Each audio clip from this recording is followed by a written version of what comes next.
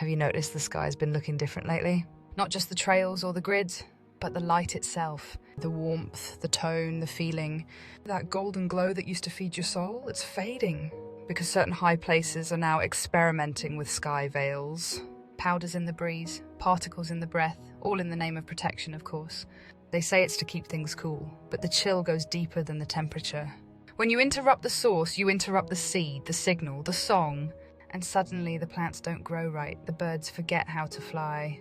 And you feel just a little off? They'll say it's science, but we know what it really is. A global dimmer switch, a silent ritual, a slow eclipse. You weren't just meant to live under the sun, you were meant to decode it. Because sunlight isn't just heat, it's information.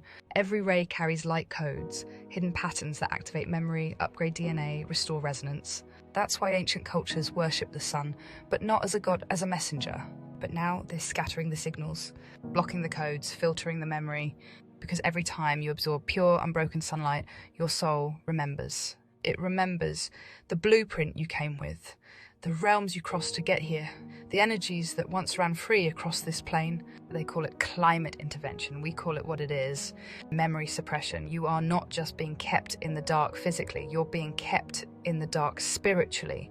Because once your cells start singing again, once your original light map reactivates, you can't be programmed anymore, and they know it. The old myths weren't myths, they were memories. Ancient cultures across the world spoke of a time when two suns hung in the sky. Egypt's hidden sun, behind Ra, the Hopis, Blue Star Kachina prophecy. The Norse twilight of two suns before the Great Reset. Babylon's twin light, before the deluge. It wasn't poetry, it was history. And now, they know it's coming back. A second light source, not a twin star millions of miles away, but a local event. An awakening of the ancient light grid, sealed beyond the firmament. They can't stop it, they can only distract you from it. By polluting the skies, dimming the sun, flooding the atmosphere with false light and haze, confusing your natural receptors, telling you any second sun sightings are lens flares or hallucinations. Because when the second sun returns, it doesn't just change the sky, it reboots the grid, it reawakens memory, it fractures the control systems. The second sun carries frequencies that dissolve deception, and that's why they're panicking. It's not about global warming, it's about global remembering. When the second sun emerges, it doesn't just light up the sky, it activates the separation.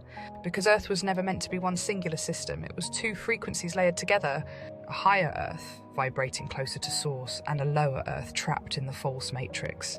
For centuries, these layers were fused together, held in place by deception, gravity manipulation, and mind control grids. But with the return of the second sun, they begin to split. The division isn't physical, it's vibrational. People aligned to the old system, fear, greed, control, will stay locked in the lower frequency copy. Those who awaken, rise, and reclaim memory. They ascend into the living earth, the untouched template. Same terrain, different resonance, different rules. The second sun isn't just a light. It's a sorting signal, a cosmic fork in the road, and once it fully breaks through, there's no going back. That's why they need you distracted, divided, depleted, disconnected from the real sky. Because once you sink to the higher pulse, you phase out of their reach forever. You don't prepare for the split with fear, you prepare by fortifying your frequency. Because when the second sun's pulse hits, your inner resonance determines which earth you lock into. It's not about wealth, it's not about fame, it's not about survival bunkers. It's about signal. How do you strengthen your signal? Sunlight in its raw form, even filtered, your cells recognize the real codes. Get as much pure light as you can.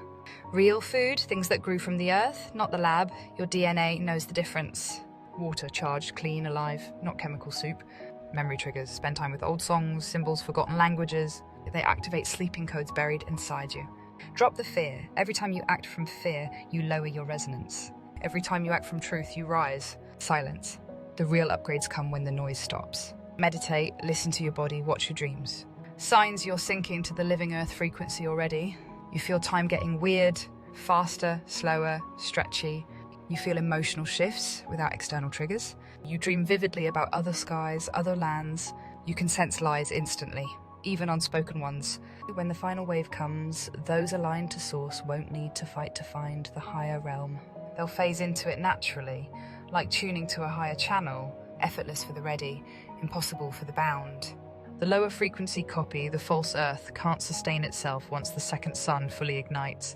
It was built on borrowed energy, our light, our dreams. Without siphoning from awake souls, it begins to break down. Here's what happens. Systems will glitch. Governments, currencies, tech grids, everything they built on deception starts cannibalizing itself. Nature will shift, skies turning stranger, water behaving oddly, crops struggling because the grid they depended on is synthetic and its batteries are dying. People will polarize. Those clinging to the old system will grow angrier, more violent, more chaotic, desperately trying to rebuild a reality that's already dead. Synthetic life forms will rise. Not true humans, copies, fragments of what was, echoing scripts without soul. AI interfaces, clones, programmed minds. It becomes a hollow Earth, a closed-loop simulation spiraling into decay. Those who stay behind will live inside a fractalized version of Earth, one where history repeats endlessly, resets upon resets. No new creation, just recycled memories and endless maintenance of a dying world.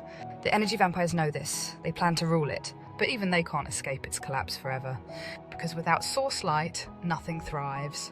Only rot. This is why they fight so hard now, why they push harder, faster, louder. Because they know the hourglass is almost empty. They'll be untouchable. Living in the unfractured realm, free, whole, unshackled. And you're already moving. That's why the static around you grows louder. Because they know you won't just survive the shift. You'll carry the map for others to find the way. Told us to look up for inspiration, to dream of stars, to believe the sky was the limit. But what if the limit was the trap? The skies are no longer sacred. They are gridded, charged, and observed. Every ripple in the clouds, every flicker in the static, every natural storm might not be what it seems. And the question isn't just what they're doing, it's why. Because control of the skies means control of the frequency. And control of the frequency means control of the soul. So next time you look up, ask yourself, is it really the weather, or is it the weapon?